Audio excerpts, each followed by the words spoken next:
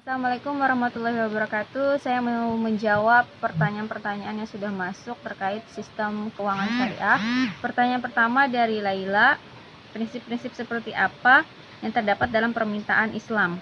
Baik, secara garis besar sebenarnya dalam teori permintaan secara Islam itu kurang lebih sama dengan teori permintaan konvensional, di mana semakin tinggi jumlah permintaan maka harga barang akan semakin besar, dan semakin tinggi permintaan akan suatu barang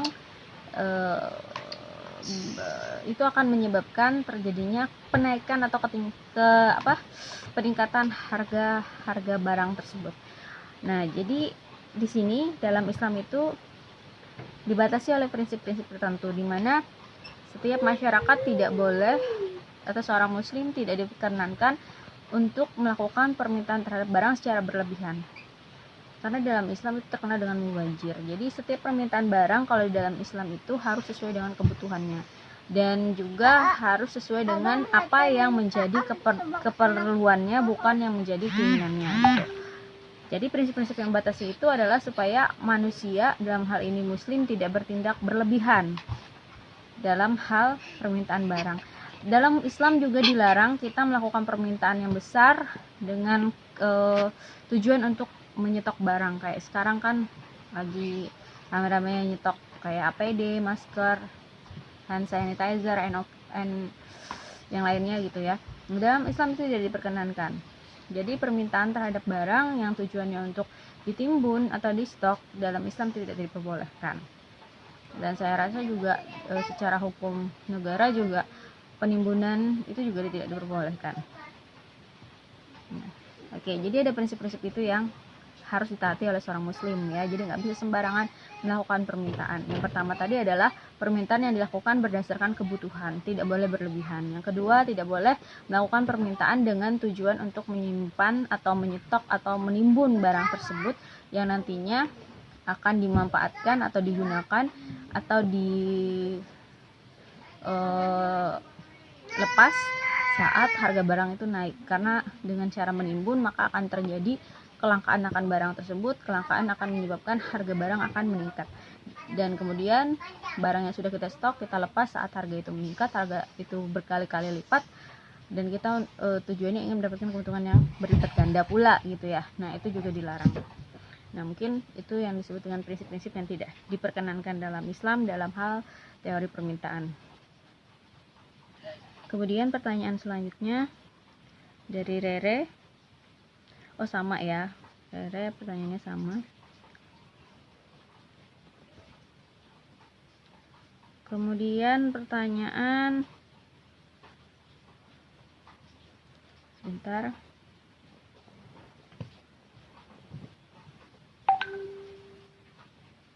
Nah, pertanyaan selanjutnya dari Pebi. Dia menyatakan apa contoh kasus yang menyatakan lemah atau kuatnya kebutuhan terhadap suatu barang gitu ya. Apabila kebutuhan terhadap suatu barang tinggi, maka permintaan terhadap barang tersebut akan tinggi. Ya, kalau orang perlu, pasti orang akan melakukan permintaan. Semakin banyak yang perlu, semakin tinggi pula permintaannya. Nah, dalam hal ini dianalogikan terhadap kebutuhan primer dan sekunder. Untuk kebutuhan primer dikategorikan kebutuhan yang sangat kuat atau susah untuk digantikan. Nah, ini kok contoh kasusnya seperti apa? Oke, kita baca dulu bahwa ini adalah faktor-faktor yang menyebabkan atau sebab-sebab yang menyebabkan tingkat permintaan itu terjadi ya. Salah satunya tadi lemah atau kuatnya kebutuhan terhadap suatu barang. Jadi kenapa ini mempengaruhi? Contohnya misalnya beras. Secara orang Indonesia, khususnya kita yang berada di Kalimantan Selatan, itu makanan sehari-harinya adalah nasi. Nasi itu dari beras ya kan. Nah, jadi permintaan masyarakat terhadap beras, walaupun ibaratnya ada makanan-makanan pengganti lainnya, tapi tetap secara harfiah masyarakat, kita ngomongin di Kalimantan Selatan, itu makanan utamanya itu adalah nasi ya kan. Jadi permintaan beras itu termasuk kuat gitu. Jadi dengan kuatnya permintaan beras tadi, kebutuhan yang akan beras tadi tinggi karena manusia semua makan beras yang ada di Kalimantan Selatan, sehingga permintaan terhadap beras cenderung tinggi. Apalagi jika kebutuhan atau persediaan beras tersebut di dalam negeri tidak mencukupi, maka permintaan itu akan semakin tinggi. Nah, untuk memenuhi kebutuhan akan permintaan beras yang tinggi tadi, maka pemerintah akan melakukan berbagai cara gitu kan. Contohnya impor atau substitusi barang gitu, yang misalnya kelebihan stok di Sumatera dipindah ke Kalimantan. Nah, itu yang dimaksud dengan lemah kuatnya kebutuhan terhadap satu barang yang mempengaruhi besar tingginya tingkat permintaan. Jadi kalau kebutuhan akan barang itu tidak besar, anggaplah barang itu adalah barang tersier atau hanya sekedar barang pelengkap ya. Barang tersier itu adalah barang pelengkap, contohnya seperti kendaraan bermotor atau mobil, atau hal-hal yang sifatnya hanya pelengkap saja, tidak menjadi kebutuhan pokok. Itu biasanya tingkat permintaannya relatif bisa terkendali gitu. Tidak tiba-tiba orang satu Kalimantan Selatan tiba-tiba meningkatkan permintaan terhadap kendaraan bermotor, tidak, karena ada macam-macam lagi kan, bisa karena keuangan, selera dan lain sebagainya gitu. Jadi lemah atau kuatnya kebutuhan terhadap suatu barang ini berdasarkan jenis barangnya apa gitu. Nah, tadi saya kasih contohnya beras. Oke, next question ya, pertanyaan selanjutnya itu adalah dari Rere. Teori permintaan dalam Islam, di sini disebutkan pandangan ekonomi Islam mengenai permintaan, penawaran, dan mekanisme pasar relatif sama dengan konvensional, namun terdapat batasan. Ini kurang lebih kayak yang tadi. Ada prinsip-prinsip syariah yang harus ditaati. Jadi dalam melakukan transaksi permintaan, penawaran, maupun mekanisme pasar, sebenarnya sama dengan konvensional, di mana harga akan terbentuk dari proses permintaan dan penawaran barang. Itu mekanisme pasar akan terbentuk atau harga akan terbentuk berdasarkan berapa penawaran dan berapa permintaan. Itu bisa kalian pelajari di mikro. Nah, itu sama kayak konven. Namun ada batasan-batasannya kan, dimana permintaan tidak diperkenankan berlebihan tadi. Terus tidak dengan tujuan untuk memperoleh keuntungan berlipat ganda di waktu yang akan datang, itu juga tidak diperbolehkan. Sama dengan penawaran, kita dilarang menawarkan barang dengan tujuan memonopoli. Maksudnya kita timbun barang, terus saat barang itu langka, kita lepas di pasaran, kita tawarkan di pasaran dengan harga tinggi. Yang akhirnya mekanisme pasar itu tadi membuat barang yang kita jual tadi harganya melambung tinggi gitu. Itu juga dalam Islam tidak diperbolehkan. Itu batasan-batasan yang tidak diperbolehkan. Oke, jadi tadi kurang lebih ya pertanyaannya sebenarnya. Mau beli apa? Kemudian selanjutnya, yang mempengaruhi yang poin 5 dan 6 ya, cara pembayaran yang dilakukan tunai atau angsuran. Apabila pembayaran dilakukan tunai, maka permintaan tinggi. Karena kita tahu walaupun sekarang sudah era digitalisasi, namun untuk negara-negara berkembang seperti Indonesia itu kebanyakan orang masih belum menggunakan kartu kredit atau virtual account atau pembayaran dengan cara digital lainnya gitu kan. Jadi masih banyak yang menggunakan secara tunai, terutama di pasar tradisional. Jadi jika barang itu dijual dan pembayarannya bisa dilakukan secara tunai, orang akan lebih gampang untuk beli kan. Itu lebih, istilahnya lebih praktis gitu kan, karena nggak usah pakai kartu, nggak usah pakai apa gitu. Jadi semakin tunai atau semakin liquid barang itu bisa diperdagangkan atau dia bisa dibayar dengan tunai, maka permintaan barang itu semakin tinggi. Tapi kalau barang itu seandainya tidak bisa dibayar dengan tunai, tetapi harus dengan menggunakan kartu kredit, misalnya kartu debit, atau dengan istilahnya virtual money kayak Oppo dan macam-macam itu ya kan, Danaku lagi ya, Saku gitu ya.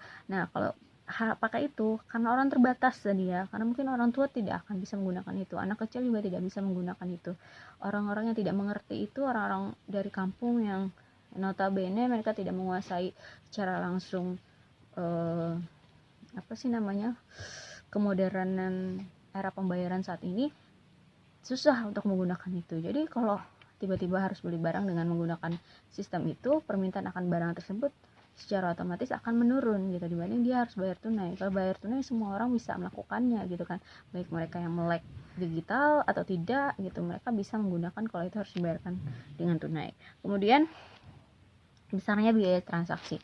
Semakin besar biaya transaksi, semakin turun atau rendah permintaan akan barang tersebut. Misalnya kita melakukan kita beli atau pesan barang A gitu, kemudian ada biaya transaksi sekian, atau istilahnya kita beli barang yang available-nya itu ada di luar negeri dan kita perlu ongkos kirim yang lebih besar untuk mendatangkan barang itu ke tempat kita gitu kan, itu otomatis biaya transaksinya juga gede kan. Dan biaya transaksi gede itu jadi apa sih namanya, pertimbangan kita untuk memesan barang tersebut. Semakin besar permintaannya, maka semakin besar biaya transaksinya, maka kan makin rendah permintaannya. Nggak mungkin kan hanya orang-orang tertentu aja yang mau memesan barang dengan ongkos kirimnya sangat tinggi, mungkin lebih mahal daripada harga barangnya itu sendiri gitu kan. Pasti nyari yang lebih murah biaya transaksinya. Kalau kita kan cari ongkos kirim yang lebih murah dibanding beberapa tempat gitu. Nah itu maksudnya. Jadi semakin tinggi biaya transaksi, makin kecil juga permintaan akan barang tersebut. Nah itu maksud dari pertanyaan Baby tadi ya.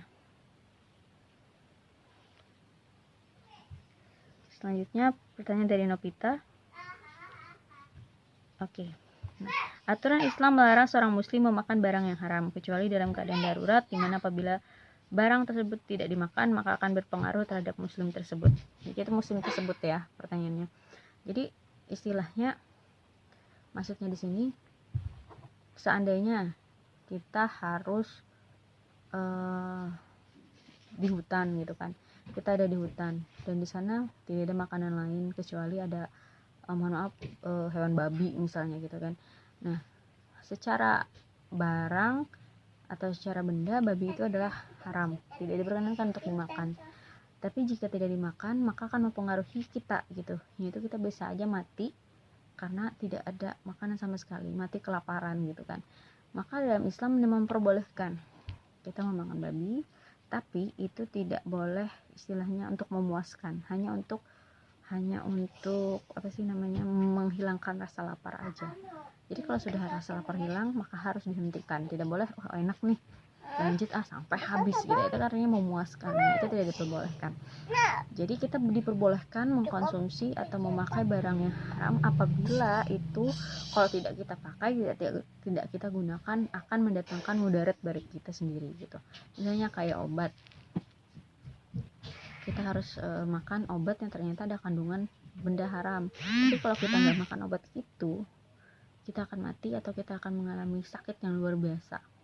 Nah itu akan mendatangkan mudarat kan bagi kita sebagai seorang muslim. Itu diperbolehkan, tapi sifatnya misalnya hanya untuk menahan sakit, tidak boleh supaya apa sih namanya, berkelanjutan dikonsumsi gitu kan. Nah itu tadi maksudnya.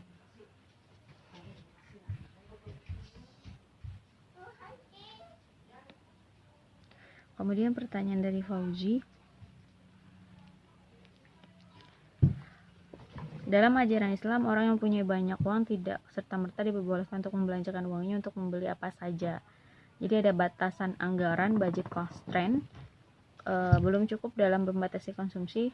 Batasan lain yang harus diperhatikan adalah bahwa seseorang muslim tidak boleh berlebihan. Nah itu tadi kurang lebih sama ya. Jadi sebagai seorang muslim kita tidak boleh berlebihan, kita nggak boleh beli apa aja yang kita inginkan kita beli gitu kan. Istilahnya udah punya mobil 2 terus pengen lagi beli mobil karena mobilnya itu baru bagus gitu kan, sementara mobil yang lain ada yang maki cuman kita sendiri, itu tidak diperbolehkan, sifatnya berlebihan gitu. Jadi dalam Islam itu kita diwajibkan untuk membeli apa yang kita butuhkan, bukan apa yang kita inginkan. Nah jadi ada batasan anggaran gitu loh, jadi nggak semua bisa kita beli walaupun kita punya uang banyak, kita berlebihan dalam hal harta. Jadi tidak boleh melakukan israf atau tidak boleh berlebihan, dan mengutamakan kebaikan gitu. Jadi tetap dalam membeli sesuatu itu kita tidak boleh menyebabkan apa yang kita beli itu nantinya misalnya mengganggu atau mendatangkan mudarat bagi orang lain.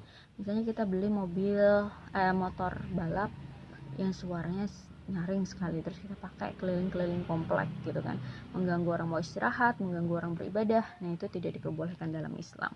Seperti itu, Pak Uji.